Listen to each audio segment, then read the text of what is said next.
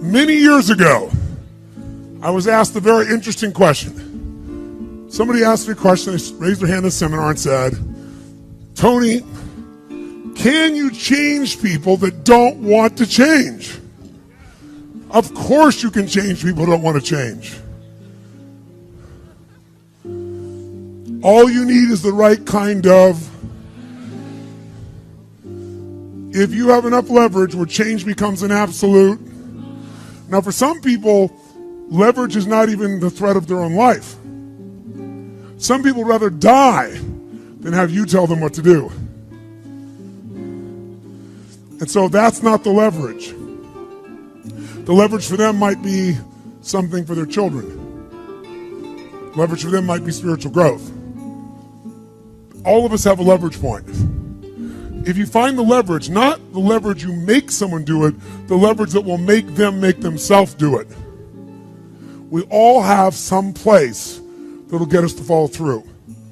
Now, if you get enough leverage and if you interrupt the pattern enough, how many of you ever had a pattern when you were a kid and you had like some obnoxious uncle or something and you were trying to be upset and they'd come like rub your damn head or some dish, make you crazy, and you couldn't stay upset because they kept doing this to you? How many had this happen? Say aye.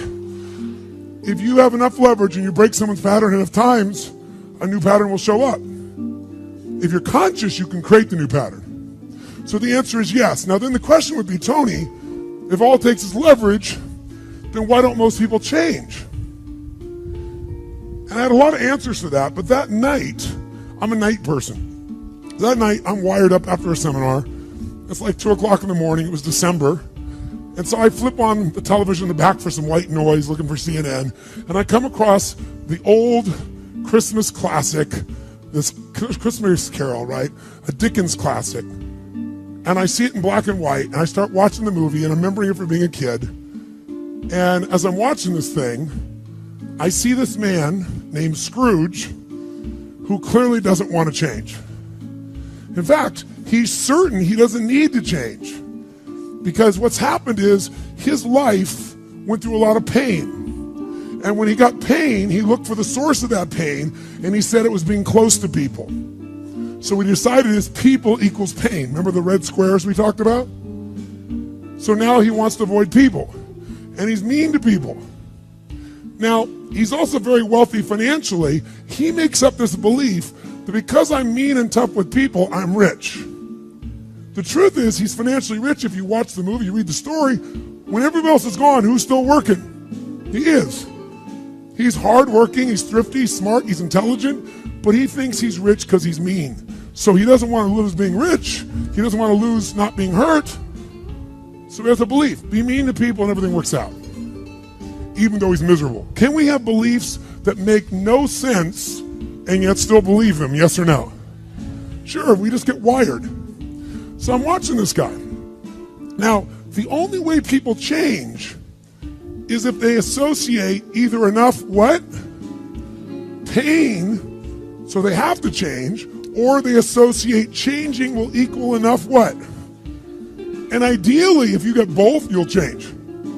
If you get, every moment I do this, the pain's getting more and more intense, there's a point where you must change. And if I change, I get all this pleasure, you're going to want to change.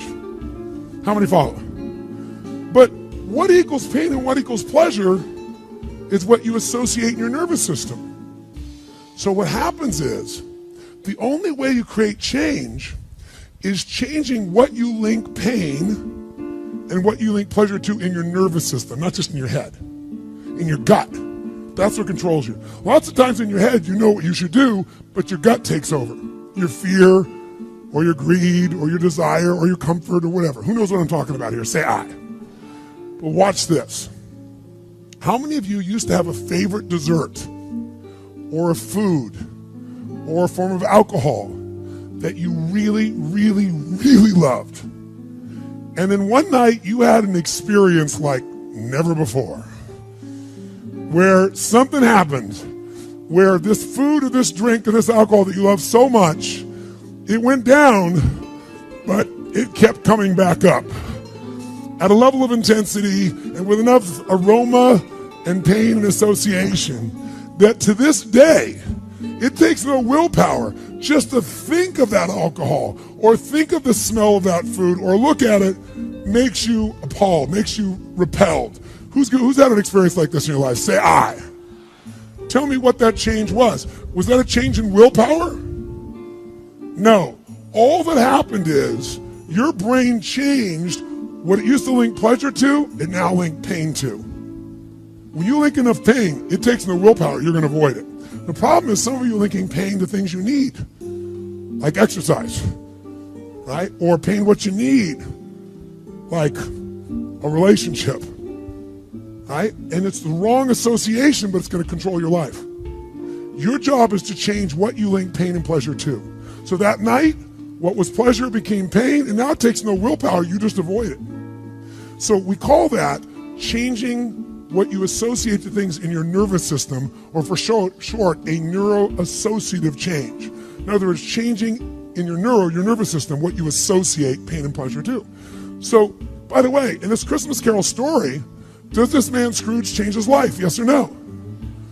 He didn't want to change. Does he change his life a little or completely? And by the way, how fast? In a heartbeat, in one evening. How does it happen? 3 neuroassociative conditioning specialists show up at his house. Right? 3 ghosts show up, and what do? They get him to link a massive, unbearable amount of what? To all the things he did in the past around people.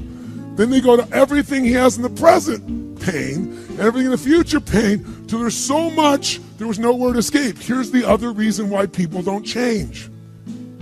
Because right now, my relationship's in pain. But it was good in the past. So you escape having a change by remembering a good time. Or I might be coughing and having these problems with cigarettes right now, but you know what? George Burns lived to be 102. He smoked cigars, by the way, and he's 1 out of 10 billion people that pulled that off. But let's not confuse ourselves with ratios. So you make up what the future is. If your present is painful, you can escape to the past and get out of the pressure to change. How many follow this? Say I. Or you can escape to a future because no one knows what it is for sure and you can make it up. But if your brain links it's been painful in the what? Past, in the, and it's even worse in the, it'll change like that.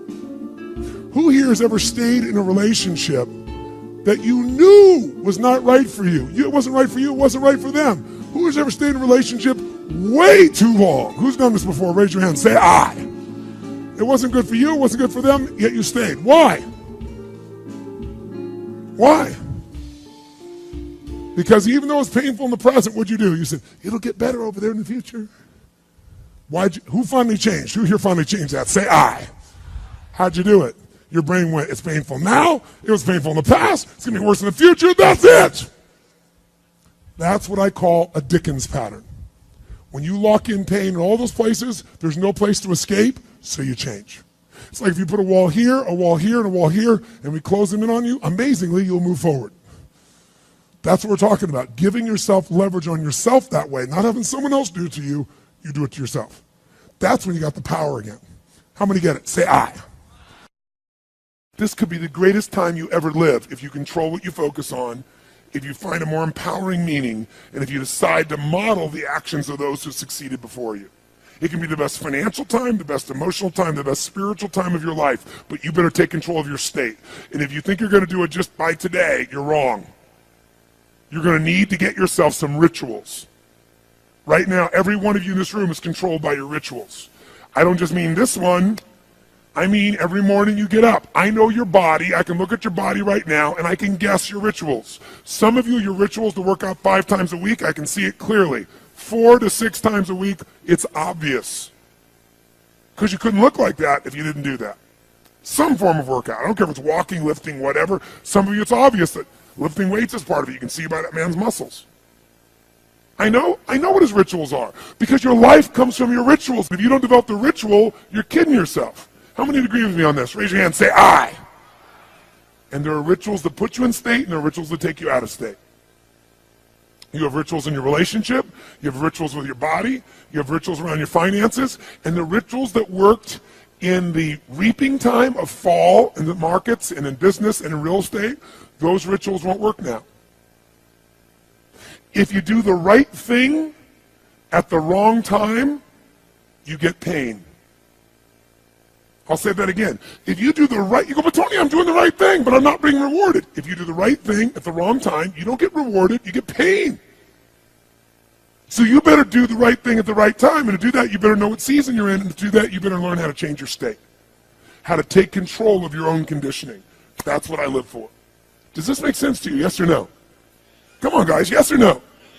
So now it's time to train yourself to do that. I'll show you how fast it can change. Try this just for a second. I want to show you what you can do with just focus. Try this for a moment. I'm going to give you a test. Sit up in your chair with some energy. Make sure your buddy next to you is in a strong state. If will otherwise, adjust their state. Come on, change their physiology, whatever they got to do. See if they're ticklish. That might help. Now do this. I want you to look around this room right now and find everything in this room that you can find that is brown as fast as you can. Look for brown, look for brown, look for brown, look for brown. Look around you, look for brown, look for brown, look for brown. Okay, close your eyes. I'm going to give you a test. With your eyes closed now, shout out loud everything you saw that was red. If you see a lot more brown right now than red, say yes.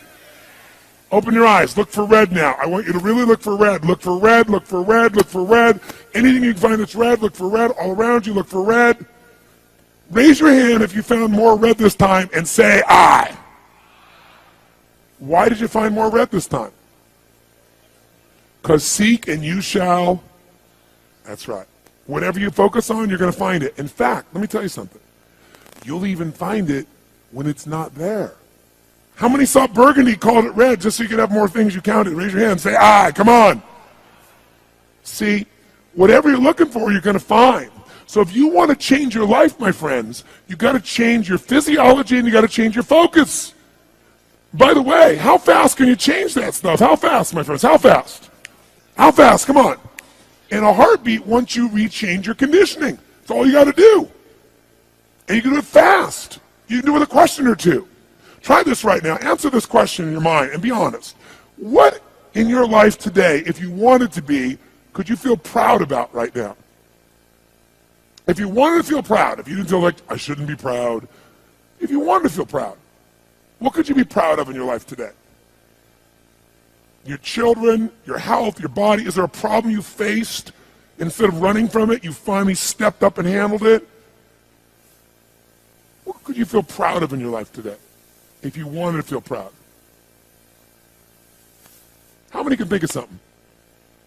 And when you think about this thing you're proud of, what about that makes you feel proud? What do you focus on that makes you feel proud?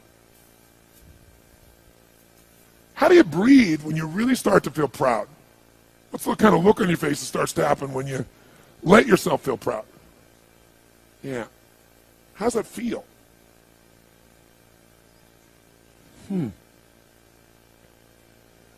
Think of another area of your life. Think of an area of your life that you're grateful for. Or if you go, I'm not grateful. If you wanted to be grateful, what's an area you could feel grateful for? What could you feel grateful for if you really wanted to feel grateful? How many can think of something you could feel grateful for? Let me see your hands. And what about that are you grateful for? What do you focus on that makes you feel grateful? How does it feel when you're really, truly feeling filled with gratitude? Here's one. If you wanted to be excited about your life right now, and you were willing to be excited, you're willing to buck everybody else's trend, what could you feel excited about in your life if you wanted to feel excited? What could you get excited about if you really focused on it and you really took it in? And you weren't in a negative place. What could you get excited about if you wanted to be excited in your life? What could you get excited about? How many of you can think of something you feel excited about right now? Raise your hand. Let me see your hand. Say I. When you're really excited about it, what about that excites you? Or when you're really excited, how do you feel? How do you speak? What's your life like? By the way, when you're excited, does it tend to touch other people? Yes or no? Absolutely. By the way, do people have a tendency, who feels different right now than just even a couple moments ago? Raise your hand and say I. Why? Because focus is controlled by questions. If you ask a different question continuously, not once, continuously, you will get a different answer. If you ask a lousy question, you get a lousy answer and a lousy state. Somebody says, why does this always happen to me? It doesn't always happen to you, but the brain's like a computer. Ask it a question, it'll have to come up with an answer. Because you deserve it, you idiot. Someone will say, how come I can never lose weight? You can lose weight, but if you keep saying, how come I can never lose weight, the brain's got to come in the answer. It goes, you're a pig. Lousy questions create what? Lousy answers. Ask a better question, get a better answer. Now here's what I want you to get. I want you to get that you can change your state. How fast, guys? How fast? How fast? And if you get the habit of doing it, you'll have a different life.